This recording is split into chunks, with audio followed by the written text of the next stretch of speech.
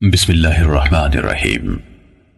سب سے پہلے اسلام کا اظہار نبی کریم صلی اللہ علیہ وسلم نے نماز ہی سے کیا تھا، اور کفار سے آپ کی مٹ بھیڑ کا آغاز بھی حرم میں آپ کے نماز پڑھنے سے ہوا تھا۔ آیات یہ ہیں: ہرگز نہیں، انسان سرکشی کرتا ہے اس بنا پر کہ وہ اپنے آپ کو بے نیاز دیکھتا ہے، حالانکہ پلٹنا یقیناً تیرے رب ہی کی طرف ہے۔ تم نے اس شخص کو دیکھا جو ایک بندے کو منع کرتا ہے جبکہ وہ نماز پڑھتا ہو۔ تمہارا کیا خیال ہے اگر وہ بندہ راہ راست پر ہو یا تقوی کی تلقین کرتا ہو؟ تمہارا کیا خیال ہے اگر یہ منع کرنے والا شخص حق کو جھٹلاتا اور منہ موڑتا ہو؟ کیا وہ نہیں جانتا کہ اللہ دیکھ رہا ہے؟ ہرگز نہیں، اگر وہ باز نہ آیا تو ہم اس کی پیشانی کے بال پکڑ کر کھینچیں گے، اس پیشانی کو جو جھوٹی اور خطا کار ہے۔ وہ بلا لے اپنے حامیوں کی ٹولی کو، ہم بھی عذاب کے فرشتوں کو بلا لیں گے۔ ہرگز نہیں، اس کی بات نہ مانو اور سجدہ کرو اور اپنے رب کا قرب حاصل کرو۔ آپ کے چچا ابو لہب کو آپ سے اس حد تک کدورت اور عداوت ہو گئی تھی کہ ہر جگہ آپ کے پیچھے پیچھے جاتا، اور جب بھی آپ کسی سے مخاطب ہوتے تو شور مچا دیتا، غلط ملط باتیں کر کے اس شخص کو بات سننے سے روک دیتا۔ دراصل نبی صلی اللہ علیہ وسلم کے بارے میں ابو لہب کا موقف شروع سے یہی تھا، جبکہ قریش نے اس وقت اس طرح کی بات سوچی بھی نہیں تھی۔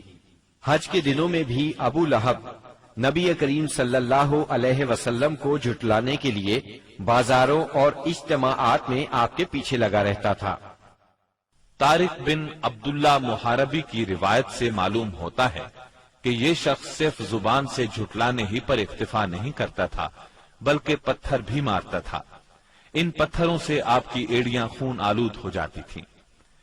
بعثت سے پہلے ابو لہب نے اپنے دو بیٹوں عتبہ اور عتیبہ کی شادی رسول اللہ صلی اللہ علیہ وسلم کی دو صاحبزادیوں سیدہ رقیہ اور سیدہ ام کلثوم رضی اللہ عنہما سے کی تھی۔ جب آپ نے نبوت کا اعلان فرمایا، توحید کی تبلیغ کی، تو اس نے نہایت سخت رویہ اختیار کیا اور اپنے دونوں بیٹوں کو مجبور کیا کہ وہ آپ کی بیٹیوں کو طلاق دے دیں۔ چنانچہ ان دونوں نے طلاق دے دی۔ اسی طرح جب نبی صلی اللہ علیہ وسلم کے دوسرے صاحبزادے عبداللہ کا انتقال ہوا تو ابو لہب کو اس قدر خوشی ہوئی کہ وہ دوڑتا ہوا اپنے دوستوں کے پاس پہنچا اور انہیں یہ خبر سنائی کہ محمد معاذ اللہ ابتر یعنی نسل بریدہ ہو گئے ہیں۔ ابو لہب کی بیوی ام جمیل بھی رسول اللہ صلی اللہ علیہ وسلم کی دشمنی میں اس سے پیچھے نہیں تھی۔ اس کا نام اروا تھا، جو حرب بن امیہ کی بیٹی اور ابو سفیان کی بہن تھی۔ یہ آپ کے راستے میں رات کے وقت کانٹے بچھا دیا کرتی تھی، بہت بد زبان تھی، فساد برپا کرنے والی تھی۔ قرآن میں اسے حمالۃ الحطب یعنی لکڑی ڈھونے والی کا لقب دیا گیا ہے۔ جب اسے معلوم ہوا کہ اس کی اور اس کے شوہر کی مذمت میں قرآن نازل ہوا ہے تو وہ رسول اللہ صلی اللہ علیہ وسلم کو تلاش کرتی ہوئی آئی۔ آپ خانہ کعبہ کے پاس مسجد حرام میں تشریف فرما تھے۔ سیدنا ابو بکر صدیق رضی اللہ عنہ بھی ساتھ تھے۔ اس کی مٹھی میں پتھر تھے۔ آپ کے سامنے آ کھڑی ہوئی تو اللہ تعالیٰ نے اس کی نگاہ پکڑ لی اور وہ رسول اللہ صلی اللہ علیہ وسلم کو نہ دیکھ سکی۔ البتہ ابو بکر صدیق اسے نظر آ رہے تھے۔ اس نے پوچھا، ابو بکر تمہارا ساتھی کہاں ہے؟ مجھے معلوم ہوا ہے کہ وہ میری حجب کرتا ہے۔ اللہ کی قسم، اگر میں اس تک پہنچ گئی تو یہ پتھر اس کے منہ پر ماروں گی۔ دیکھو اللہ کی قسم، میں بھی شاعرہ ہوں۔ یہ کہہ کر اس نے شعر پڑھا۔ ہم نے مزمم کی نافرمانی کی، اس کے امر کو تسلیم نہ کیا اور اس کے دین کو نفرت اور حقارت سے چھوڑ دیا۔ اس کے بعد وہ واپس چلی گئی۔ سیدنا ابو بکر صدیق رضی اللہ عنہ نے عرض کیا، اے اللہ کے رسول، کیا اس نے آپ کو دیکھا نہیں؟ آپ نے فرمایا، نہیں، اس نے مجھے نہیں دیکھا، اللہ نے اس کی نگاہ پکڑ لی تھی۔ بہرحال نبی صلی اللہ علیہ وسلم اپنی تبلیغ میں لگے رہے، مجمعوں اور محفلوں میں پہنچ کر اسلام کا پیغام دیتے رہے۔ آپ کتاب اللہ کی آیات پڑھتے اور سابقہ رسولوں نے جو پیغام دیا تھا وہی پیغام لوگوں کو سناتے۔ آپ فرماتے، اے میری قوم کے لوگوں، اللہ کی عبادت کرو، اس کے سوا تمہارا کوئی معبود نہیں۔ اس کے ساتھ ہی آپ نے لوگوں کے سامنے کھلم کھلا اللہ کی عبادت شروع کر دی۔ چنانچہ آپ دن دہاڑے سارے لوگوں کے سامنے کعبہ کے صحن میں نماز پڑھتے۔ آپ کی تبلیغ آہستہ آہستہ کامیاب ہوتی چلی گئی۔ قریش اس پوری صورتحال کو تشویش کی نظر سے دیکھ رہے تھے۔ ابھی تھوڑا عرصہ گزرا تھا کہ حج کا موسم آ گیا۔ کفار حاجیوں کے سلسلے میں پریشان ہو گئے۔ چنانچہ ان کی ایک جماعت ولید بن مغیرہ کے پاس آئی۔ یہ ان میں عمر رسیدہ اور مرتبے والا آدمی تھا۔ اس نے کہا، دیکھو حج کا موسم آ گیا ہے، اب ہر طرف سے لوگ تمہارے پاس آئیں گے اور وہ ان صاحب کا معاملہ سن ہی چکے ہیں، لہٰذا کوئی ایک رائے طے کر لو اور مختلف باتیں نہ کہنا، ورنہ ایک دوسرے کو جھٹلا بیٹھو گے۔ لوگوں نے کہا، تب پھر آپ ہی بتائیں ہمیں کیا کرنا چاہیے، کیا کہنا چاہیے؟ اس نے کہا، نہیں بلکہ تم کہو میں سنوں گا۔ لوگوں نے کہا، اچھا تو ہم ان سے کہیں گے یہ کاہن ہے۔ یہ سن کر ولید بن مغیرہ نے جواب دیا، وہ کاہن نہیں ہے، ہم نے کاہنوں کو دیکھا ہے، اس میں نہ ان جیسی گنگناہٹ ہے نہ تک بندی۔ تب ان لوگوں نے کہا، ہم کہیں گے وہ پاگل ہے۔ ولید بن مغیرہ نے جواب دیا، وہ پاگل بھی نہیں ہے، ہم لوگ پاگل پن کو بھی پہچانتے ہیں، اس میں نہ پاگلوں کسی گھٹن ہے، نہ الٹی سیدھی حرکتیں، نہ بہکی بہکی باتیں۔ لوگوں نے کہا، تب پھر ہم کہیں گے وہ شاعر ہے۔ ولید بن مغیرہ بولا، وہ شاعر بھی نہیں ہے، ہمیں شعر و شاعری کی تمام قسمیں معلوم ہیں، وہ شاعر نہیں ہے۔ وہ بولے، اچھا تو ہم کہیں گے وہ جادوگر ہے۔ ولید بن مغیرہ نے کہا، وہ جادوگر بھی نہیں ہے، ہم نے جادو اور جادوگر سب دیکھے ہیں، اس میں ان جیسی جھاڑ پھونک ہے نہ گرہ بندی۔ انہوں نے کہا، تب پھر آخر ہم ان سے کیا کہیں، کیا بتائیں، یہ کون ہے، کیا ہے؟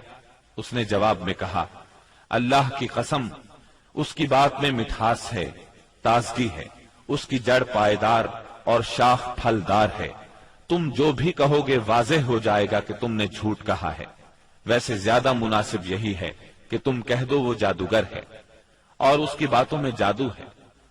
وہ اس کے ذریعے سے باپ بیٹے میں، بھائی بھائی میں، میاں بیوی میں، آدمی اور اس کے خاندان میں لڑائی کروا دیتا ہے، پھوٹ ڈلوا دیتا ہے۔ چنانچہ یہ بات طے کر کے وہ لوگ وہاں سے اٹھے۔ اب انہوں نے حج کے لیے آنے والوں کی راہوں میں بیٹھنا شروع کیا۔ اب جو بھی ان کے پاس سے گزرتا اسے آپ کے بارے میں بتاتے، انہیں ڈراتے اور کہتے کہ تم لوگ اس شخص کے جال میں نہ آ جانا۔ نتیجہ یہ ہوا کہ لوگوں نے آپ کو دیکھنے اور آپ کی باتیں سننے سے پہلے ہی بچ کر رہنے کی ٹھان لی۔ اس کے بعد جب حج کے دن آ گئے تب نبی اکرم صلی اللہ علیہ وسلم نے حاجیوں کے مجمعوں میں اور ان کے ڈیروں پر جانا شروع کر دیا، جا کر انہیں اسلام کی طرف بلانا شروع کیا۔ آپ فرماتے، لوگو لا الہ الا اللہ کہو، کامیاب ہو جاؤ گے۔ ادھر ابو لہب کا یہ حال تھا کہ وہ آپ کے پیچھے پیچھے لگا رہتا، آپ کو جھٹلاتا جاتا، تکلیف بھی پہنچاتا۔ اس طرح جب اس حج سے حاجی واپس لوٹے تو پورے عرب میں نبی صلی اللہ علیہ وسلم کا چرچا ہو گیا۔ قرآن مجید کی سورہ المدثر کی آیات 11 تا 26 میں اس واقعے کی طرف نشاندہی کی گئی ہے۔ چھوڑ دو مجھے اور اس شخص کو جسے میں نے اکیلا پیدا کیا، بہت سا مال اسے دیا، اس کے ساتھ ساتھ حاضر رہنے والے بیٹے دیے اور اس کے لیے ریاست کی راہ ہموار کی۔ پھر وہ طمع رکھتا ہے کہ میں اسے اور زیادہ دوں گا، ہرگز نہیں، وہ ہماری آیات سے عناد رکھتا ہے، میں تو اسے بہت جلد ایک کٹھن چڑھائی چڑھاؤں گا۔ اس نے سوچا اور کچھ بات بنانے کی کوشش کی تو رب کی مار اس پر۔ اس نے کیسی بات بنانے کی کوشش کی؟ ہاں، رب کی مار اس پر۔ اس نے کیسی بات بنانے کی کوشش کی؟ پھر لوگوں کی طرف دیکھا، پھر پیشانی سکیڑی اور منہ بنایا، پھر پلٹا اور تکبر میں پڑ گیا۔ آخر کار بولا کہ یہ کچھ نہیں ہے مگر ایک جادو جو پہلے سے چلا آ رہا ہے، یہ تو ایک انسانی کلام ہے، بہت جلد میں اسے دوزخ میں پھینک دوں گا۔ اسلام کی اشاعت بڑھ رہی تھی، لیکن اس کے ساتھ ساتھ قریش کا ظلم و ستم بھی شدید سے شدید تر ہوتا جا رہا تھا۔ پھر آپ ایک مخلص صحابی ارقم بن ابی ارقم رضی اللہ عنہ کے گھر میں تبلیغ کا کام کرنے لگے، یعنی وہ گھر آپ کی تبلیغ کا مرکز ٹھہرا۔ مسلمانوں کو اسلامی تحریک کے سب سے پہلے مرکز دار ارقم کا علم تھا، چنانچہ کوئی اجنبی شخص مسلمان ہونے کے لیے آتا تو اہل اسلام اسے بھی دار ارقم پہنچا دیا کرتے تھے۔ قریش کی سختیاں اور حالات جب ناقابل برداشت ہو گئے تو آپ نے اپنے اصحاب سے فرمایا، حبشہ کا بادشاہ اسہمہ نجاشی ایک انصاف پسند حکمران ہے اور اس کے ملک میں کسی پر ظلم نہیں ہوتا، لہذا تم حبشہ کی طرف ہجرت کر جاؤ۔ اس ہدایت کے مطابق رجب 5 نبوت میں صحابہ کرام کے پہلے قافلے نے ہجرت کی۔ اس میں 12 مرد اور 4 عورتیں تھیں اور ان کے امیر سیدنا عثمان بن عفان رضی اللہ عنہ تھے۔ ان کے ساتھ ان کی زوجہ محترمہ سیدہ رقیہ رضی اللہ عنہا تھی۔ یہ نبی اکرم صلی اللہ علیہ وسلم کی صاحبزادی تھی اور یہ سیدنا ابراہیم علیہ السلام اور سیدنا لوط علیہ السلام کے بعد پہلا گھرانہ تھا جس نے اللہ کے راستے میں ہجرت کی تھی۔ یہ لوگ رات کی تاریکی میں خاموشی سے نکلے اور جدہ کے جنوب میں واقع بحر احمر کی بندرگاہ شعیبہ کا رخ کیا۔ خوش قسمتی سے وہاں 2 تجارتی جہاز موجود تھے۔ یہ لوگ ان پر سوار ہو کر حبشہ پہنچ گئے۔ ادھر قریش کو ان کی روانگی کا علم ہوا تو مارے غیظ و غضب کے ان کا برا حال ہو گیا۔ فوراً آدمی دوڑائے گئے تاکہ ان حضرات کو پکڑا جا سکے اور خوب سزا دی جا سکے، یہاں تک کہ وہ اللہ کا دین چھوڑ دیں۔ لیکن ان کے ساحل تک پہنچنے سے پہلے مسلمان سمندر میں دور جا چکے تھے، لہٰذا یہ لوگ ساحل سے نامراد واپس آ گئے۔ اس ہجرت کے کوئی 2 ماہ بعد رمضان 5 نبوت میں ایک روز رسول اللہ صلی اللہ علیہ وسلم مسجد حرام میں تشریف لائے۔ اس وقت وہاں قریش کے بہت سارے لوگ موجود تھے، ان میں ان کے سردار اور بڑے بڑے لوگ بھی تھے۔ آپ نے ان کے درمیان کھڑے ہو کر سورہ نجم کی تلاوت شروع کر دی۔ ایسا نفیس کلام انہوں نے پہلے کبھی نہیں سنا تھا۔ اب جو ان کے کانوں میں گونجا تو بے خود ہو گئے، دم بخود ہو کر سنتے رہ گئے، اس طرح خاموش اور ساکت ہو گئے کہ آپ کو روکنے کا ہوش بھی نہ رہ گیا۔ بلکہ سورت کے آخر میں جب ڈانٹ ڈپٹ والی آیات آئیں تو ان کے دل کانپ گئے، ہوش اڑ گئے، اور جو ہی آپ نے یہ حکم سنایا کہ یعنی اللہ کے لیے سجدہ کرو اور اس کی عبادت کرو، تو سب کے سب سجدہ ریز ہو گئے۔ کسی کو اس حکم ربانی سے سرتابی کا یارہ نہ رہا۔ امام بخاری رحمت اللہ علیہ نے سیدنا عبداللہ بن مسعود رضی اللہ عنہ سے روایت کی ہے کہ نبی صلی اللہ علیہ وسلم نے سورہ نجم پڑھی، پھر سجدہ کیا تو قوم کا کوئی فرد نہ بچا جس نے سجدہ نہ کیا ہو۔ ایک آدمی نے ایک مٹھی کنکری یا مٹی کی لی اور اس کو اپنے چہرے کے اوپر تک لے گیا اور کہا، میرے لیے یہی کافی ہے۔ بعد میں نے دیکھا کہ وہ حالت کفر میں مارا گیا۔ یہ امیہ بن خلف تھا جو بدر کے دن مارا گیا۔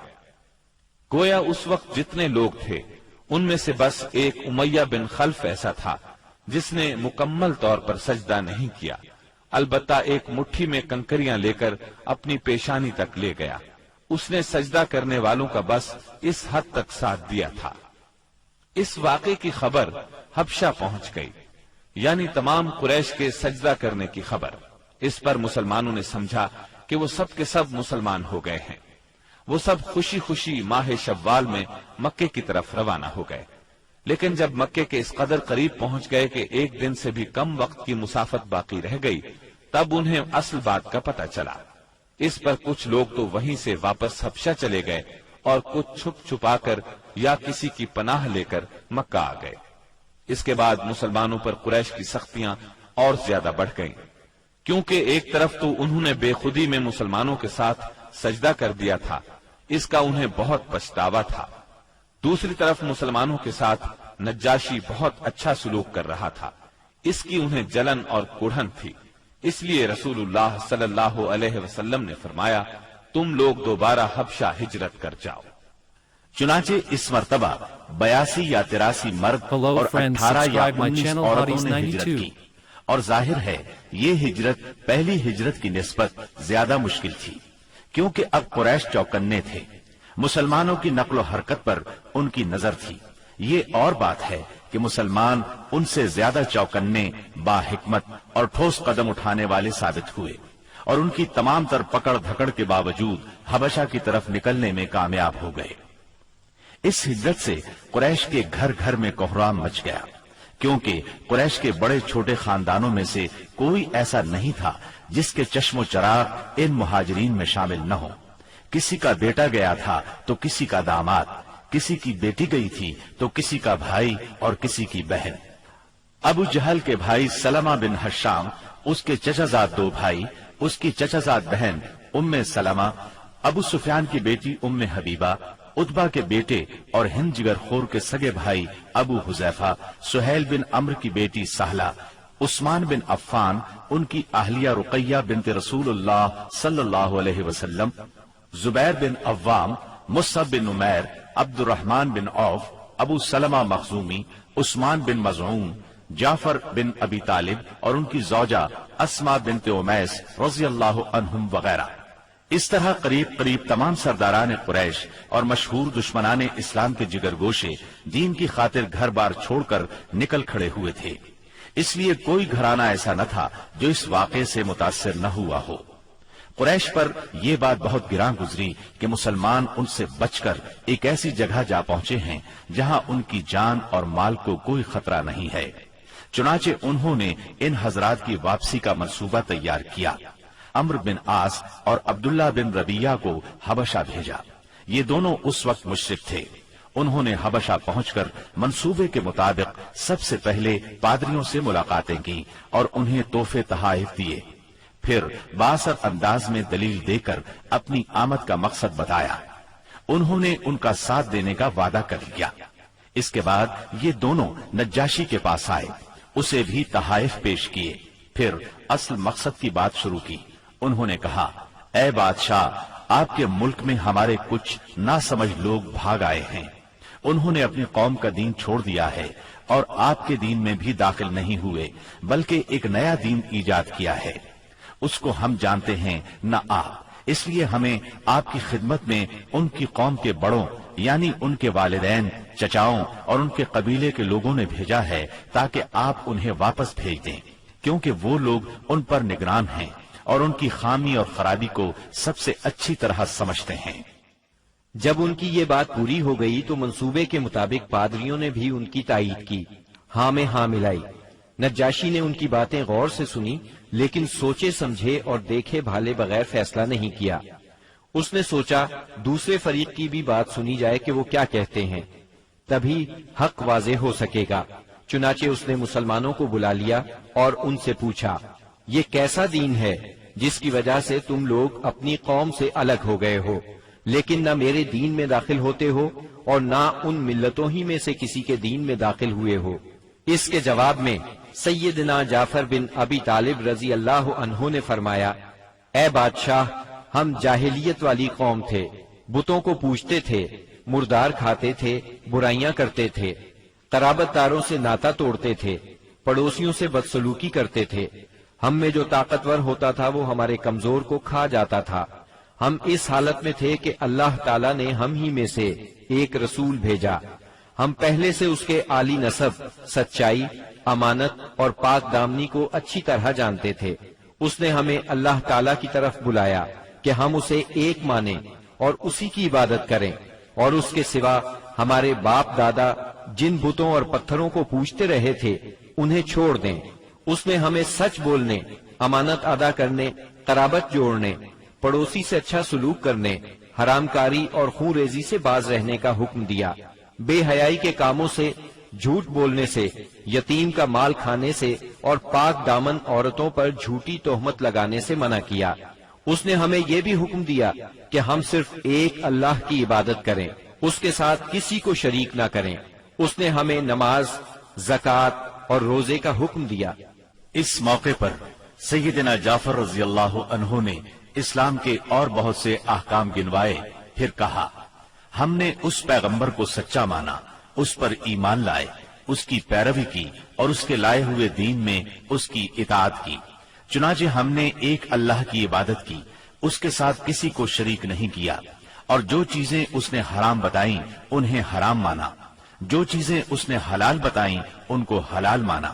بس اس پر ہماری قوم ہم سے بگڑ گئی، اس نے ہم پر ظلم و ستم کا بازار گرم کر دیا، ہمیں ہمارے دین سے پھیرنے کے لیے فتنوں اور سزاؤں سے دوچار کیا تاکہ ہم اللہ کی عبادت چھوڑ کر پھر سے بت پرستی کی طرف پلٹ جائیں، اور جن گندی چیزوں کو حلال سمجھتے تھے انہیں پھر حلال سمجھنے لگے۔ جب انہوں نے ہم پر بہت ظلم و تشدد کیا، زمین ہم پر تنگ کر دی، ہمارے اور ہمارے دین کے درمیان رکاوٹ بن گئے، تو ہم نے آپ کے ملک کی راہ لی اور آپ کو دوسروں پر ترجیح دی اور آپ کی پناہ میں رہنے کو پسند کیا، اور آپ سے اے بادشاہ یہ امید کی کہ آپ کے ہاں ہم پر ظلم نہیں کیا جائے گا۔ سیدنا جعفر رضی اللہ عنہ کی یہ تقریر سن کر نجاشی نے کہا، کچھ قرآن پڑھ کر سناؤ۔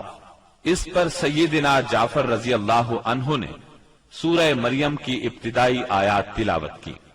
نجاشی ان آیات کو سن کر اس قدر رویا کہ اس کی داڑھی تر ہو گئی، اور تمام پادری بھی اس قدر روئے کہ ان کے صحیفے تر ہو گئے۔ پھر نجاشی نے کہا، یہ کلام اور وہ کلام جو عیسیٰ علیہ السلام لے کر آئے تھے دونوں ایک ہی طاق شمع سے نکلے ہوئے ہیں۔ اس کے بعد اس نے قریش کے دونوں نمائندوں سے مخاطب ہو کر کہا، تم لوگ چلے جاؤ، اللہ کی قسم میں انہیں تمہارے حوالے نہیں کر سکتا، اور نہ ان کے خلاف کوئی چال چلی جا سکتی ہے۔ دوسرے دن عمرو بن عاص نے ایک خطرناک ترین تدبیر اختیار کی۔ نجاشی سے جا کر کہا، اے بادشاہ، یہ لوگ عیسیٰ علیہ السلام کے بارے میں ایک بڑی بات کہتے ہیں۔ اس پر نجاشی نے پھر مسلمانوں کو بلوایا اور سیدنا عیسیٰ علیہ السلام کے بارے میں سوال کیا۔ سیدنا جعفر رضی اللہ عنہ نے فرمایا، ہم ان کے بارے میں وہی بات کہتے ہیں جو نبی صلی اللہ علیہ وسلم لے کر آئے ہیں، یعنی وہ اللہ کے بندے ہیں، اس کے رسول، اس کی روح اور اس کا وہ کلمہ ہے جسے اللہ نے کنواری پاک دامن مریم علیہ السلام کی طرف القاء کیا تھا۔ اس پر نجاشی نے زمین سے تنکا اٹھایا اور کہا، اللہ کی قسم، جو کچھ تم نے کہا ہے اس سے عیسیٰ علیہ السلام اس تنکے کے برابر بھی بڑھ کر نہیں تھے۔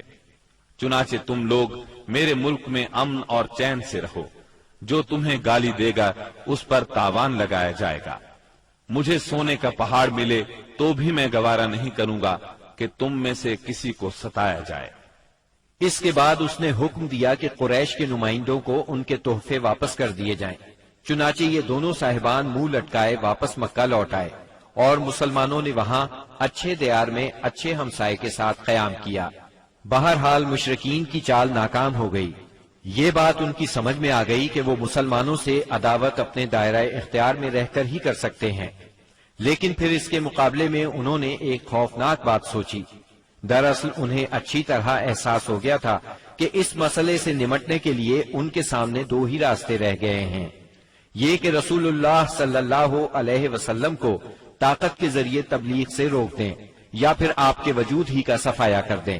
تاہم دوسری صورت ان کے لیے بہت مشکل تھی، اس لیے کہ ابو طالب آپ کے محافظ تھے اور وہ مشرکین کے عزائم کے سامنے آہنی دیوار تھے۔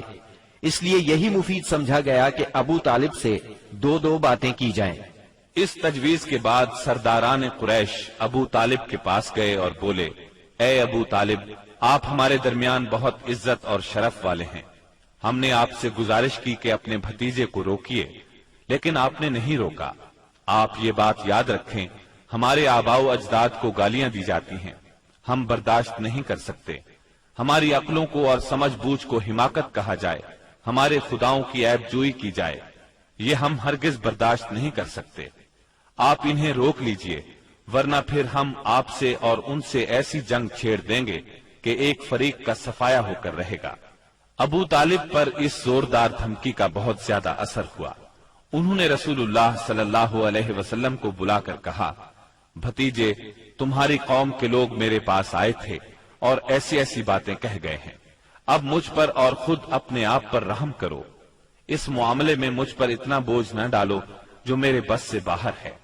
یہ سن کر رسول اللہ صلی اللہ علیہ وسلم نے خیال فرمایا کہ اب ان کے چچا بھی ان کا ساتھ چھوڑ رہے ہیں، وہ بھی ان کی مدد نہیں کریں گے، قریش کے مقابلے میں کمزور پڑ گئے ہیں۔ اس لیے آپ صلی اللہ علیہ وسلم نے فرمایا، چچا جان، اللہ کی قسم، اگر یہ لوگ میرے دائیں ہاتھ پر سورج اور بائیں ہاتھ پر چاند رکھ دیں کہ میں اس کام کو اس حد تک پہنچائے بغیر چھوڑ دوں کہ اللہ اسے غالب کر دے یا میں اسی راہ میں ہلاک ہو جاؤں، تب بھی میں نہیں چھوڑوں گا۔ ان الفاظ کے ساتھ ہی آپ کی آنکھوں میں آنسو آ گئے اور وہاں سے اٹھ گئے۔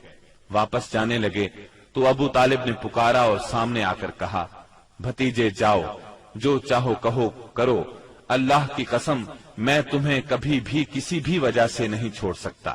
پھر یہ اشعار کہے، اللہ کی قسم، وہ لوگ تم تک اپنی جمعیت سمیت بھی ہرگز نہیں پہنچ سکتے، یہاں تک کہ میں مٹی میں دفن کر دیا جاؤں۔ تم اپنی بات کھلم کھلا کہو، تم پر کوئی قید نہیں، تم خوش ہو جاؤ اور تمہاری آنکھیں اس سے ٹھنڈی ہو جائیں۔ سابقہ دھمکی کے باوجود جب قریش نے دیکھا کہ رسول اللہ صلی اللہ علیہ وسلم اپنا کام کیے جا رہے ہیں تو وہ جان گئے کہ ابو طالب رسول اللہ صلی اللہ علیہ وسلم کو نہیں چھوڑ سکتے، بلکہ اس بارے میں قریش سے جدا ہونے اور ان سے دشمنی مول لینے تک کو تیار ہیں۔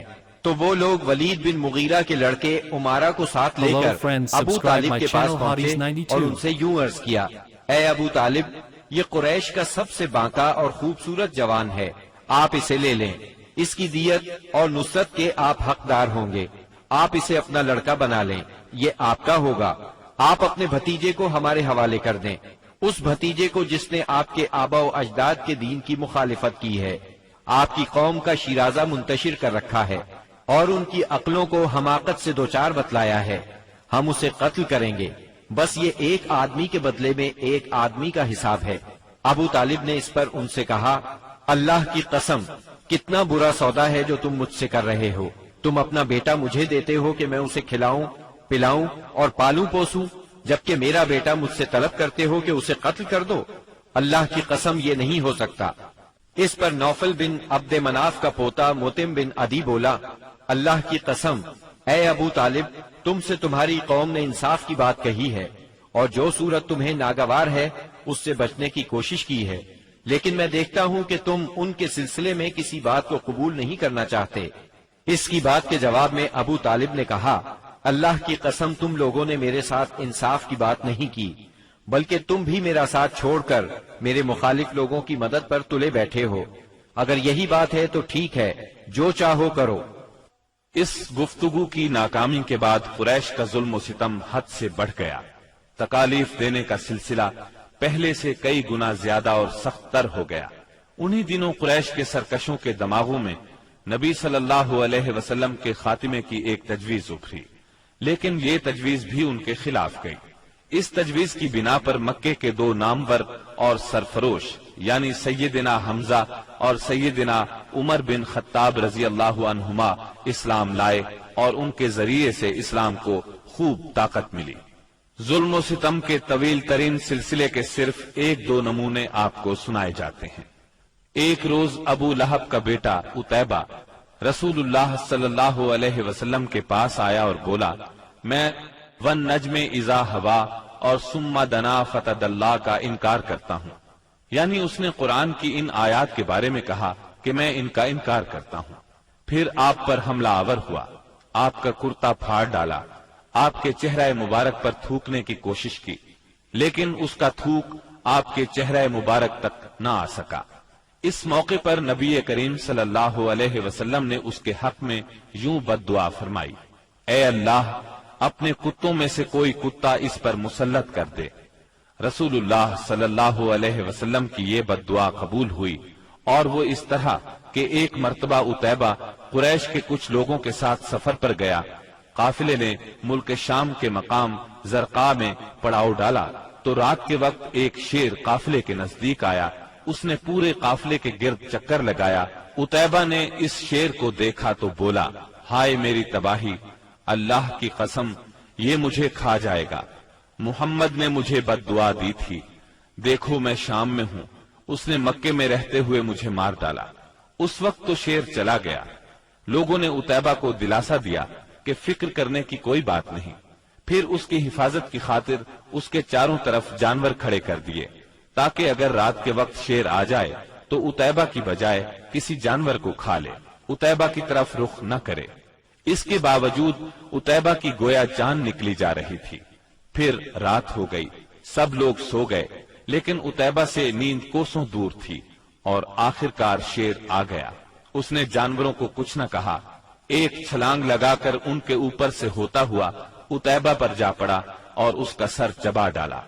تکالیف پہنچانے والوں میں ایک شخص عقبہ بن ابی معیط تھا۔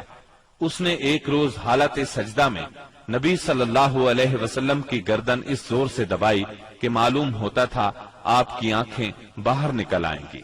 سیدنا امیر حمزہ رضی اللہ عنہ رشتے میں آپ کے چچا تھے، مگر عمر میں آپ سے 2-3 سال ہی بڑے تھے۔ آپ دونوں نے چونکہ سویبہ کا دودھ پیا تھا، اس لیے رضائی بھائی بھی تھے۔ سیدنا حمزہ رضی اللہ عنہ کو شکار کھیلنے اور سپاہ گری کا بہت شوق تھا۔ منہ اندھیرے تیر کمان لے کر شکار کے لیے نکل جاتے اور پورا دن اسی شوق میں گزار دیتے۔ شام کو واپس آتے تو پہلے حرم میں جاتے، طواف کرتے۔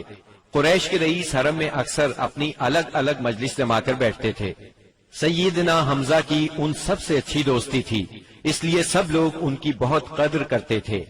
ایک روز نبی اکرم صلی اللہ علیہ وسلم کوہ صفا پر بیٹھے تھے، اتنے میں ابو جہل آیا اور آپ کو دیکھتے ہی آگ بگولا ہو گیا۔ آپ کو گالیاں دینے لگا، آپ خاموش رہے۔ اس خاموشی سے اس کا پارا اور چڑھ گیا۔ اس نے ایک پتھر اٹھایا اور آپ کے سر پر دے مارا۔ آپ کا سر زخمی ہو گیا، خون بہنے لگا۔ شام کو سیدنا حمزہ رضی اللہ عنہ شکار سے لوٹے تو عبداللہ بن جدعان کی لونڈی نے بتایا کہ آج آپ کے بھتیجے محمد کو ابو جہل نے سخت تکلیف پہنچائی ہے، آپ زخمی ہو گئے ہیں۔ سیدنا حمزہ رضی اللہ عنہ نے یہ سنا تو غصے سے بھڑک اٹھے، آخر آپ ان کے قریبی عزیز تھے۔ سیدھے ابو جہل کے پاس گئے اور بولے، تو میرے بھتیجے کو گالی دیتا ہے، حالانکہ میں اسی کے دین پر ہوں۔ اس کے بعد کمان سے اس زور سے مار ماری کہ ابو جہل اس کمان سے زخمی ہو گیا۔ اب سیدنا حمزہ رضی اللہ عنہ آپ صلی اللہ علیہ وسلم کے پاس پہنچے اور بولے، بھتیجے تمہیں یہ سن کر خوشی ہوگی کہ میں نے ابو جہل سے تمہارا بدلہ لے لیا ہے۔ اس پر نبی اکرم صلی اللہ علیہ وسلم نے فرمایا، چچا میں ایسی باتوں سے خوش نہیں ہوا کرتا، اگر آپ میری خوشی چاہتے ہیں تو اس کا آسان اور سیدھا سادہ طریقہ یہ ہے کہ آپ مسلمان ہو جائیں۔ سیدنا امیر حمزہ رضی اللہ عنہ کے دل پر اس جملے کا اتنا اثر ہوا کہ انہوں نے اسی وقت کلمہ پڑھا اور اسلام قبول کر لیا۔ سیدنا حمزہ رضی اللہ عنہ کے ایمان لانے کے 3 دن بعد سیدنا عمر بن خطاب بھی اسلام لے آئے۔ وہ قریش مکہ کے بہت بڑے ستون اور مددگار تھے۔ قریش کی طرف سے بیرونی ممالک سے سفارتی تعلقات رکھنا انہی کی ذمہ داری تھی۔ اسلام قبول کرنے سے پہلے آپ مسلمانوں کے سخت خلاف تھے، بہت سخت گیر تھے، طبیعت میں غصہ بہت تھا۔ ایک رات رسول اللہ صلی اللہ علیہ وسلم خانہ کعبہ کے پاس نماز پڑھ رہے تھے۔ سیدنا عمر رضی اللہ عنہ نے چھپ کر چند آیات سن لی۔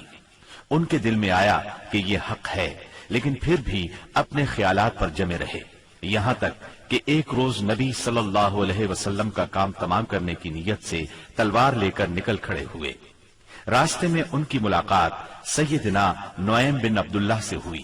یہ نئے نئے مسلمان ہوئے تھے، اس لیے ابھی ان کے اسلام لانے کی خبر سیدنا عمر رضی اللہ عنہ کو نہیں ہوئی تھی۔ ان کے ہاتھ میں ننگی تلوار اور چہرے پر شدید غصے کے آثار دیکھ کر انہوں نے پوچھا، خیر تو ہے عمر، دوپہر کے وقت ننگی تلوار لیے کدھر کا ارادہ ہے؟ سیدنا عمر رضی اللہ عنہ نے جواب دیا، محمد کو قتل کرنے کے لیے جا رہا ہوں۔ یہ سن کر نعیم بولے، محمد کو قتل کرنے سے پہلے اپنے گھر کی خبر لو، تمہاری بہن فاطمہ اور تمہارے بہنوئی سعید تمہارا دین چھوڑ کر اسلام قبول کر چکے ہیں۔ سیدنا عمر یہ سن کر آگ بگولا ہو گئے، سیدھے بہن کے گھر پہنچے۔ اس وقت گھر میں قرآن کے ایک معلم سیدنا خباب بن ارت رضی اللہ عنہ انہیں قرآن پڑھا رہے تھے۔ دروازے پر دستک کی آواز سن کر ان کی بہن فاطمہ بنت خطاب نے قرآن کے اوراق چھپا دیے۔ خباب بن ارت بھی ایک طرف چھپ گئے۔ اب بہنوئی نے دروازہ کھولا۔ دروازہ کھلتے ہی سیدنا عمر رضی اللہ عنہ نے پوچھا تم کیا پڑھ رہے تھے، مجھے دکھاؤ۔ ساتھ ہی سعید بن زید کو مارنے لگے۔ بہن نے اپنے خاوند کو چھڑانے کی کوشش کی تو ان پر بھی ٹوٹ پڑے، وہ بھی زخمی ہو گئیں، ان کے منہ سے خون بہنے لگا۔ جوش میں آ کر بولی جو جی میں آئے کر لو عمر، ہم مسلمان ہو چکے ہیں۔ سیدنا عمر رضی اللہ عنہ نے بہن کو زخمی دیکھا تو شرمندہ ہوئے اور نرم آواز میں بولے مجھے سناؤ تم کیا پڑھ رہے تھے، میں جاننا چاہتا ہوں تمہارا دین کیا ہے۔ فاطمہ بنت خطاب رضی اللہ عنہا نے جوش کے عالم میں چند جملے کہے، پھر فرمایا جاؤ پہلے غسل کرو، پھر دکھائیں گے ہم کیا پڑھ رہے تھے۔ غسل کے بعد انہیں قرآنی اوراق دکھائے گئے۔ انہیں نرم پڑھتے دیکھ کر سیدنا خباب بن ارد بھی کونے سے نکل کر سامنے آ گئے۔ قرآن کے اوراق پر سورہ طٰہٰ کی چند آیات تھی۔ سیدنا عمر رضی اللہ عنہ نے ان کو پڑھا تو کایا پلٹ گئی اور بولے یہ تو بہت عمدہ چیز ہے، بتاؤ مسلمان کس طرح ہوتے ہیں۔ سیدنا خباب بن ارد نے کہا اے عمر، جمعرات کی رات رسول اللہ صلی اللہ علیہ وسلم نے اللہ تعالی سے دعا کی تھی کہ اے اللہ ابو جہل یا عمر بن خطاب سے اسلام کو تقویت دے، تمہیں خوشخبری ہو کہ یہ سعادت تمہارے حصے میں آ رہی ہے۔ رسول اللہ صلی اللہ علیہ وسلم دار ارقم میں ہیں۔ سیدنا عمر رضی اللہ عنہ ان کے ساتھ دار ارقم پہنچے، دروازے پر دستک دی۔ دروازہ کھلنے پر اندر موجود لوگ سیدنا عمر رضی اللہ عنہ کو دیکھ کر چونک اٹھے۔ نبی صلی اللہ علیہ وسلم کو بتایا تو آپ نے فرمایا آنے دو۔ سیدنا عمر رضی اللہ عنہ اندر داخل ہوئے۔ آپ صلی اللہ علیہ وسلم نے ان کا کرتا پکڑ کر کھینچا اور فرمایا عمر کس ارادے سے آئے ہو؟ سیدنا عمر رضی اللہ عنہ نے فوراً کلمہ پڑھا اشہد اللہ الہ الا اللہ وانک رسول اللہ، میں گواہی دیتا ہوں کہ یقیناً اللہ کے سوا کوئی لائق عبادت نہیں اور یقیناً آپ اللہ کے رسول ہیں۔ یہ اس قدر اچانک اور اس قدر غیر متوقع تھا کہ وہاں موجود تمام صحابہ بے ساختہ پکار اٹھے اللہ اکبر، دار ارقم گونج اٹھا۔ سیدنا عمر رضی اللہ عنہ کا ایمان لے آنا کوئی معمولی واقعہ نہیں تھا۔ مسلمانوں میں خوشی کی لہر دوڑ گئی۔ دوسری طرف قریش اپنی تدابیر میں مصروف تھے۔ ایک روز کچھ سردار مسجد حرام میں محفل جمائے بیٹھے تھے، جبکہ آپ ایک کونے میں الگ بیٹھے تھے۔ مسلمانوں کی بڑھتی ہوئی تعداد نے قریش کی پریشانی میں بہت اضافہ کر دیا تھا، لہذا اس موقع پر ابو سفیان کے خسر عتبہ بن ربیعہ نے قریش کے سرداروں سے کہا صاحبو، اگر آپ لوگ پسند کریں تو میں جا کر محمد سے بات کروں اور ان کے سامنے چند تجاویز رکھوں، شاید کہ وہ ان میں سے کوئی تجویز مان لیں اور ہم لوگ بھی اس کو قبول کر لیں، ہو سکتا ہے اس طرح وہ ہماری مخالفت سے باز آ جائیں۔ سب حاضرین نے اس بات سے اتفاق کیا۔ عتبہ اٹھ کر آپ کے پاس پہنچا اور آپ کے پاس بیٹھ گیا۔ آپ نے اس کی طرف دیکھا تو وہ بولا بھتیجے، تم اپنی قوم میں اپنے نسب اور خاندان کے اعتبار سے جو حیثیت رکھتے ہو وہ تمہیں معلوم ہے، مگر تم اپنی قوم پر ایک بڑی مصیبت لے آئے ہو۔ تم نے جماعت میں تفرقہ ڈال دیا ہے، ساری قوم کو تم بے وقوف ٹھہراتے ہو، قوم کے معبودوں اور اس کے دین کی برائی کرتے ہو اور ایسی باتیں کرنے لگے ہو جن کے معنی یہ ہیں کہ ہم سب کے باپ دادا کافر تھے۔ اب ذرا میری بات سنو، کچھ تجاویز تمہارے سامنے رکھتا ہوں، ان پر غور کرو، شاید کہ ان میں سے کسی کو تم قبول کر لو۔ اس کے خاموش ہونے پر آپ نے فرمایا ابو الولید، آپ کہیں میں سن رہا ہوں۔ اس نے کہا بھتیجے، یہ کام جو تم نے شروع کیا ہے، اس سے اگر تمہارا مقصد مال حاصل کرنا ہے تو ہم سب مل کر تمہیں اتنا کچھ دینے کے لیے تیار ہیں کہ تم ہم میں سب سے زیادہ مالدار ہو جاؤ گے۔ اگر اس سے اپنی بڑائی چاہتے ہو تو ہم تمہیں اپنا سردار بنانے کے لیے تیار ہیں، کسی معاملے کا فیصلہ تمہارے بغیر نہیں کیا کریں گے۔ اگر بادشاہت ہی چاہتے ہو تو ہم تمہیں اپنا بادشاہ بنا لیتے ہیں، اور اگر تم پر کوئی جن آتا ہے جسے تم خود دور کرنے پر قادر نہیں ہو تو ہم بہترین طبیبوں سے اپنے خرچ پر تمہارا علاج کروا دیتے ہیں۔ عتبہ یہ باتیں کرتا رہا، آپ خاموشی سے سنتے رہے۔ جب وہ اپنی کہہ چکا تب آپ نے فرمایا اچھا اب میری سنو۔ اس کے بعد آپ نے بسم اللہ الرحمن الرحیم پڑھ کر سورہ حامیم السجدہ کی تلاوت شروع کی۔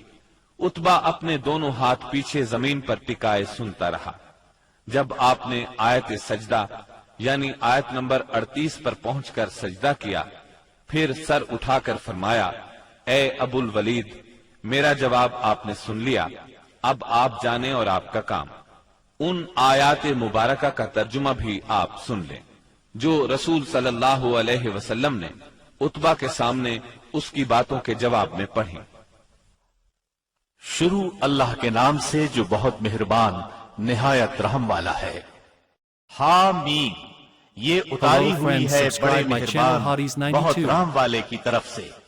ایسی کتاب ہے جس کی آیتوں کی واضح تفصیل کی گئی ہے، اس حال میں کہ قرآن عربی زبان میں ہے، اس قوم کے لیے جو جانتی ہے۔ خوشخبری سنانے والا اور ڈرانے والا ہے، پھر بھی ان میں سے اکثر نے منہ پھیر لیا اور وہ سنتے ہی نہیں۔ اور انہوں نے کہا کہ تو جس کی طرف ہمیں بلا رہا ہے ہمارے دل تو اس سے پردے میں ہیں اور ہمارے کانوں میں گرانی ہے، اور ہم میں اور تجھ میں ایک حجاب ہے، اچھا تو اپنا کام کیے جا، ہم بھی یقیناً کام کرنے والے ہیں۔ آپ کہہ دیجئے کہ میں تو تم ہی جیسا انسان ہوں، مجھ پر وحی نازل کی جاتی ہے کہ تم سب کا معبود ایک اللہ ہی ہے، سو تم اس کی طرف متوجہ ہو جاؤ اور اس سے گناہوں کی معافی چاہو، اور ان مشرکوں کے لیے بڑی ہی خرابی ہے جو زکوٰۃ نہیں دیتے اور آخرت کے بھی منکر ہی رہتے ہیں۔ بے شک جو لوگ ایمان لائیں اور بھلے کام کریں ان کے لیے نہ ختم ہونے والا اجر ہے۔ آپ کہہ دیجئے کہ کیا تم اس اللہ کا انکار کرتے ہو اور تم اس کے شریک مقرر کرتے ہو جس نے 2 دن میں زمین پیدا کر دی، سارے جہانوں کا پروردگار وہی ہے، اور اس نے زمین میں اس کے اوپر سے پہاڑ گاڑ دیے اور اس میں برکت رکھ دی، اور رہنے والوں کی غذاؤں کی تجویز بھی اسی میں کر دی، صرف 4 دن میں ضرورت مندوں کے لیے یکساں طور پر۔ پھر آسمان کی طرف متوجہ ہوا اور وہ دھواں سا تھا، پس اسے اور زمین سے فرمایا کہ تم دونوں خوشی سے آؤ یا ناخوشی سے۔ دونوں نے عرض کیا ہم بخوشی حاضر ہیں۔ پس 2 دن میں 7 آسمان بنا دیے اور ہر آسمان میں اس کے مناسب وحی بھیج دی، اور ہم نے آسمان دنیا کو چراغوں سے زینت دی اور نگہبانی کی۔ یہ تدبیر اللہ غالب و دانا کی ہے۔ اب بھی یہ روگرداں ہوں تو کہہ دیجئے کہ میں تمہیں اس کڑک سے ڈراتا ہوں جو مثل عادیوں اور سمودیوں کی کڑک کے ہوگی۔ حبشہ میں قریش بری طرح ناکام ہو گئے، دوسری طرف وہاں شاہ حبشہ نے مسلمانوں کے ساتھ اعلیٰ ترین سلوک کیا، انہیں وہاں رہنے کی کھلی آزادی دی۔ ادھر مکہ معظمہ میں سیدنا حمزہ اور سیدنا عمر بن خطاب رضی اللہ عنہما نے اسلام قبول کر لیا۔ ان تمام باتوں کی بنا پر کفار کا زور ٹوٹنے لگا۔ دوسری طرف آپ کی تبلیغی کوششوں سے مسلمانوں کی تعداد میں روز بروز اضافہ ہوتا جا رہا تھا اور قبائل میں بھی اسلام پھیلتا جا رہا تھا۔ اس صورتحال نے قریش کو مجبور کیا کہ وہ نئے سرے سے حالات کا جائزہ لیں اور اسلام کی بڑھتی ہوئی مقبولیت میں مزید اضافہ نہ ہونے دیں۔ چنانچہ قریش مکہ ایک جگہ جمع ہوئے۔ مشورے کے بعد بنی ہاشم اور بنی مطلب سے معاشرتی قطع تعلق کا فیصلہ کیا۔ ایک قرارداد لکھی گئی، اس پر حلف لیا گیا، اس میں طے پایا کوئی شخص بنو ہاشم اور بنو مطلب سے شادی بیاہ کے تعلقات نہ رکھے، کسی قسم کا لین دین نہ کرے، نہ کھانے پینے کی چیزیں ان کے ہاتھ فروخت کرے، نہ ان سے بولے چالے، جب تک کہ محمد قتل کے لیے ان کے حوالے نہیں کر دیے جاتے۔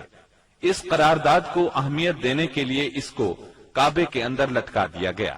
دوسرے قبائل خاص طور پر بنو کنانہ بھی اس معاہدے میں شریک ہو گئے۔ اس طرح یہ اور مضبوط ہو گیا۔ اس معاہدے کی کتابت بغیظ بن عامر بن ہاشم نے کی تھی۔ رسول اللہ صلی اللہ علیہ وسلم نے اس پر بد دعا کی اور اس کا ہاتھ یا ہاتھ کی بعض انگلیاں شل ہو گئیں۔ قریش مکہ کے اس معاشرتی بائیکاٹ سے مجبور ہو کر ابو طالب نے اپنے خاندان کے ساتھ شیب ابی طالب میں پناہ لی۔ شیب ابی طالب مکہ معظمہ میں ایک محلے کا نام تھا، بنی ہاشم اس میں رہا کرتے تھے۔ شیب عربی زبان میں گھاٹی کو کہتے ہیں۔ یہ محلہ کوہ ابو قبیس کی گھاٹیوں میں سے ایک گھاٹی میں واقع تھا اور ابو طالب بنی ہاشم کے سردار تھے، اس لیے شیب ابی طالب کہا جاتا تھا۔ بنی ہاشم اور بنی مطلب کے ہر شخص نے ساتھ دیا، مسلمانوں نے ان کی وجہ سے اور کفار کے خاندانی اور نسبتی تعلق کی بنا پر محصور ہونا قبول کیا۔ بنو ہاشم میں سے صرف ابو لہب نے قریش مکہ کا ساتھ دیا اور وہ شہر ہی میں مقیم رہا۔ بنو ہاشم اور بنو مطلب کے 3 سال اس گھاٹی میں گزرے۔ یہ 3 سال اس قدر سخت، تنگ دستی، غربت اور تکالیف کے تھے کہ بھوک کی شدت سے بچوں کے بلبلانے کی آوازیں راستہ چلتے لوگوں کو سنائی دیتی تھیں، مگر سنگ دل کفار ان چیخوں کو سن کر خوش ہوتے تھے۔ مسلمانوں نے ان 3 برسوں میں درختوں کے پتے اور چمڑے کھا کر پیٹ کی آگ بجھائی۔ سعد بن ابی وقاص رضی اللہ عنہ فرماتے ہیں، میں بھوکا تھا، اتفاق سے رات کے وقت میرا پاؤں کسی چیز پر پڑا، میں نے اس چیز کو اٹھایا اور نکل گیا، مجھے اب تک معلوم نہیں کہ وہ کیا چیز تھی۔ اسی طرح اونٹ کی کھال کا سوکھا ہوا چمڑا انہیں کہیں راستے میں پڑا مل گیا، انہوں نے پانی سے دھو کر اس کو جلایا اور صفوف بنا کر پانی کے ساتھ کھا کر 3 راتیں بسر کی۔ یہ معاشرتی بائیکاٹ اتنا شدید تھا کہ قریش نے کھانے پینے کی اشیاء کا لے جانا بھی بند کر دیا تھا۔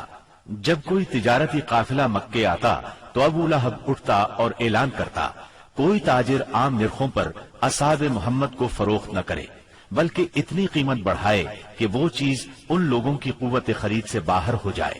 قریش میں سے بعض لوگوں کے دل ان حضرات کی یہ حالت دیکھ کر کڑتے تھے، کیونکہ وہ ان کے عزیز تھے، چنانچہ ایسے لوگ خفیہ طور پر کھانے پینے کی چیزیں بھیج دیتے تھے۔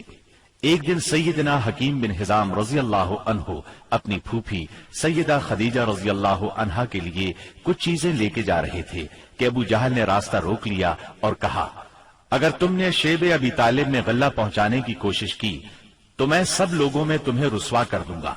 اتفاق سے اس وقت ابو البختری سامنے سے آ گیا۔ واقعے کی تفصیل سن کر ابو جہل سے کہنے لگا، اگر ایک شخص اپنی پھوپھی کے لیے کچھ غلہ بھیجتا ہے تو تم کیوں رکاوٹ بنتے ہو؟ چنانچہ ابو البختری کی مداخلت کی وجہ سے اسے اپنی پھوپھی کے پاس غلہ بھجوانے دیا۔ غرض ایسی ہی تکالیف اور مصائب کی وجہ سے مکے کے بعض نیک دل لوگوں کو یہ سفاکانہ معاہدہ ختم کرنے کا خیال آیا۔ آخر ہشام بن عمرو کی کوششوں سے زہیر بن ابی امیہ، سیدہ خدیجہ رضی اللہ عنہا کے رشتہ دار مطعم بن عدی، زمعہ بن اسود اور ابو البختری بن ہاشم اور مختلف قبائل کے بعض افراد نے رات کو خفیہ مجلس میں اس معاہدے کی منسوخی کا طریقہ کار مرتب کیا۔ پھر صبح کو کعبۃ اللہ کے پاس اپنے اپنے حلقے میں جمع ہوئے۔ طواف کے بعد پہلے زہیر نے اعلان کیا، جب تک انسانیت کے خلاف اس معاہدے کو ختم نہیں کیا جائے گا میں چین سے نہیں بیٹھوں گا۔ اس پر ابو جہل نے مخالفت کی، لیکن 4 اور نیک دل انسانوں نے اپنے اپنے قبیلے کی طرف سے یکے بعد دیگرے اس بائیکاٹ کو ختم کرنے کا اعلان کیا۔ ابو جہل مجلس کا یہ رنگ دیکھ کر دنگ رہ گیا اور کہنے لگا، یہ معاملہ تو پہلے ہی سے طے شدہ لگتا ہے۔ تکالیف پہنچانے کی پالیسی کے بعد جب قریش نبی کریم صلی اللہ علیہ وسلم کو نفسیاتی حربوں سے شکست نہ دے سکے تو انہوں نے اب ان پر معاشرتی دباؤ ڈالنے کا پروگرام بنایا۔ اس کے لیے ان کے سرپرست اور نگران ابو طالب پر دباؤ ڈالنا ضروری تھا۔ چنانچہ سرداران قریش نے بار بار ان کے پاس جا کر شکایت کی۔ ایک بار تو قریباً 25 سردار ابو طالب کے پاس پہنچے۔ ان میں ابو جہل، ابو سفیان، امیہ بن خلف، عتبہ، اسود بن عبد المطلب اور شیبہ شامل تھے۔ انہوں نے پہلے تو آپ کے خلاف اپنی شکایات بیان کی، پھر کہا، ہم آپ کے سامنے ایک انصاف کی بات پیش کرتے ہیں۔ آپ کا بھتیجا ہمیں ہمارے دین پر چھوڑ دے اور ہم اسے اس کے دین پر چھوڑ دیتے ہیں۔ وہ جس معبود کی عبادت کرنا چاہے کرے، ہمیں اس سے کوئی غرض نہیں، مگر وہ ہمارے معبودوں کی برائی نہ بیان کرے اور یہ کوشش نہ کرتا پھرے کہ ہم اپنے معبودوں کو چھوڑ دیں۔ آپ ہم سے اس شرط پر اس کی صلح کرا دیں۔ ان کے خیال میں مصالحت کا اس سے اچھا طریقہ کیا ہو سکتا تھا؟ ابو طالب نے نبی اکرم صلی اللہ علیہ وسلم کو بلایا اور ساری بات بیان کی۔ آپ نے جواب میں فرمایا، چچا جان، میں تو ان کے سامنے ایک ایسا کلمہ پیش کرتا ہوں جسے اگر یہ جان لیں تو پورا عرب ان کے تابع اور عجم ان کا جزیہ گزار ہو جائے گا۔ اس پر ان لوگوں نے کہا، تم ایک کلمہ کہتے ہو، ہم ایسے 10 کلمے کہنے کو تیار ہیں، مگر یہ تو بتاؤ وہ کلمہ کیا ہے؟ آپ نے جواب میں فرمایا لا الہ الا اللہ۔ اس پر وہ سب غصے اور تکبر سے اٹھ کھڑے ہوئے۔ اس وقت وہ جو باتیں کہتے ہوئے وہاں سے نکلے ان کا ذکر قرآن کریم کی سورہ صاد کی آیات 1 تا 7 میں آیا ہے۔ صاد، اس نصیحت والے قرآن کی قسم، بلکہ کفار غرور و مخالفت میں پڑے ہوئے ہیں۔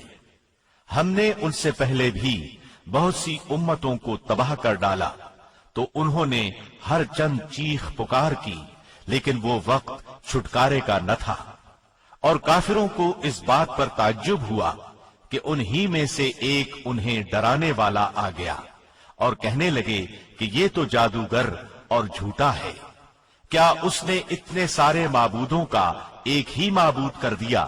واقعی یہ بہت ہی عجیب بات ہے۔ ان کے سردار یہ کہتے ہوئے چلے کہ چلو جی اور اپنے معبودوں پر جمے رہو، یقیناً اس بات میں کوئی غرض ہے، ہم نے تو یہ بات پچھلے دین میں بھی نہیں سنی، کچھ نہیں، یہ تو صرف من گھڑت ہے۔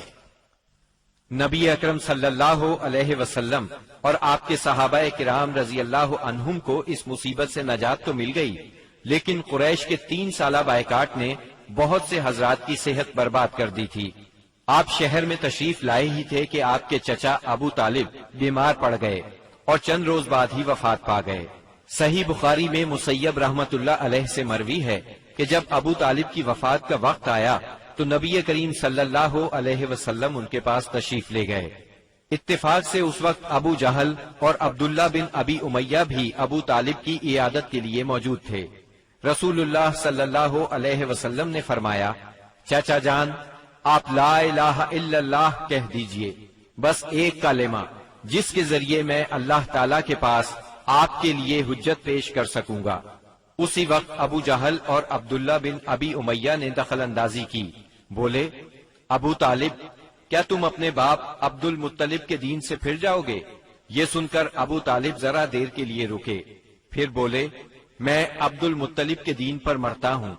اس کے بعد ابو طالب نے آپ کی طرف دیکھا اور کہا میں کلمہ شہادت کہہ دیتا، لیکن قریش کہیں گے کہ ابو طالب موت سے ڈر گیا۔ یہ سن کر آپ نے فرمایا میں آپ کے لیے مغفرت کی دعا کرتا رہوں گا جب تک اللہ مجھے ایسا کرنے سے منع نہ کر دے۔ اس پر سورہ توبہ کی آیت 113 نازل ہوئی۔ نبی اور اہل ایمان کے لیے درست نہیں کہ مشرکین کے لیے دعائے مغفرت کریں، اگرچہ وہ قرابت دار ہی کیوں نہ ہو، جبکہ ان پر واضح ہو چکا ہے کہ وہ جہنمی ہیں۔ جناب ابو طالب کی وفات کے چند روز بعد سیدہ خدیجہ رضی اللہ عنہا نے انتقال فرمایا۔ آپ اپنے شفیق چچا کی وفات کے صدمے سے ابھی سنبھلے بھی نہیں تھے کہ سیدہ خدیجہ رضی اللہ عنہا جیسی جانثار اور غم گسار رفیقہ حیات دنیا سے رخصت ہو گئیں۔ ان کی وفات نبوت کے 10ویں سال ماہ رمضان میں ہوئی۔ اس وقت ان کی عمر 65 برس تھی۔ رسول اللہ صلی اللہ علیہ وسلم کا ارشاد ہے، جس وقت لوگوں نے میرے ساتھ کفر کیا وہ مجھ پر ایمان لائیں، جس وقت لوگوں نے مجھے جھٹلایا انہوں نے میری تصدیق کی، جس وقت لوگوں نے مجھے محروم کیا انہوں نے مجھے اپنے مال میں شریک کیا، اور اللہ نے مجھے ان سے اولاد دی اور دوسری بیویوں سے کوئی اولاد نہ دی۔ ان کی میت خود آپ نے قبر میں اتاری۔ اس سال کا نام خود آپ نے عام الحزن رکھا۔ یہ نام تاریخ اسلام کا جز بن گیا۔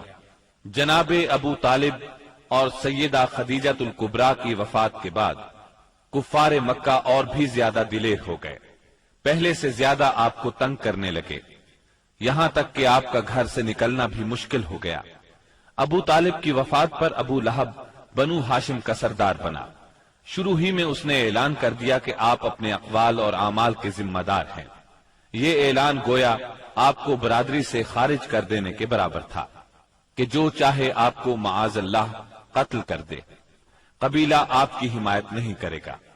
آخرکار آپ شوال 10 نبوت اواخر مئی یا اوائل جون 619 عیسوی کو اس ارادے سے طائف تشریف لے گئے کہ بنی ثقیف کو اسلام کی طرف بلائیں، اور اگر وہ اسلام قبول نہ کریں تو انہیں کم از کم اس بات پر آمادہ کریں کہ وہ آپ کو اپنے ہاں چین سے بیٹھ کر کام کرنے کا موقع دیں۔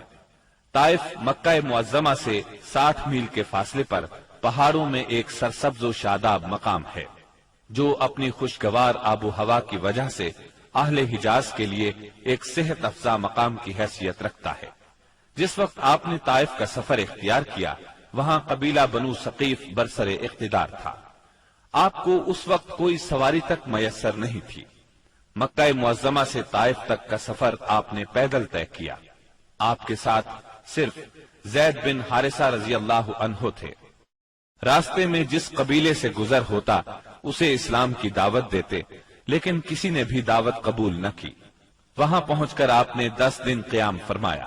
اس قیام کے دوران ثقیف کے 3 سرداروں کے پاس گئے جو آپس میں بھائی تھے، جن کے نام یہ ہیں عبد یعلیل، مسعود اور حبیب۔ ان کے والد کا نام عمرو بن عمیر ثقفی تھا۔ آپ نے انہیں اللہ کی اطاعت اور اسلام کی مدد کی دعوت دی۔ انہوں نے انکار کر دیا اور خوف محسوس کیا کہ کہیں ان کا نوجوان طبقہ آپ کی تبلیغ سے متاثر نہ ہو جائے۔ مجبوراً آپ کو طائف چھوڑنا پڑا۔ جب آپ وہاں سے نکلے تو ثقیف کے سرداروں نے اپنے ہاں کے لفنگوں کو آپ کے پیچھے لگا دیا۔ وہ راستے کے دونوں طرف دور تک آپ پر آوازیں کستے چلے گئے۔ انہوں نے گالیاں بھی دی اور پتھر بھی مارے۔ اس قدر پتھر مارے کہ آپ زخموں سے چور ہو گئے اور اس قدر خون نکلا۔ اس حالت میں آپ عتبہ اور شیبہ ابنائے ربیہ کے ایک باغ میں بیٹھ گئے۔ یہ باغ طائف سے 3 میل کے فاصلے پر واقع تھا۔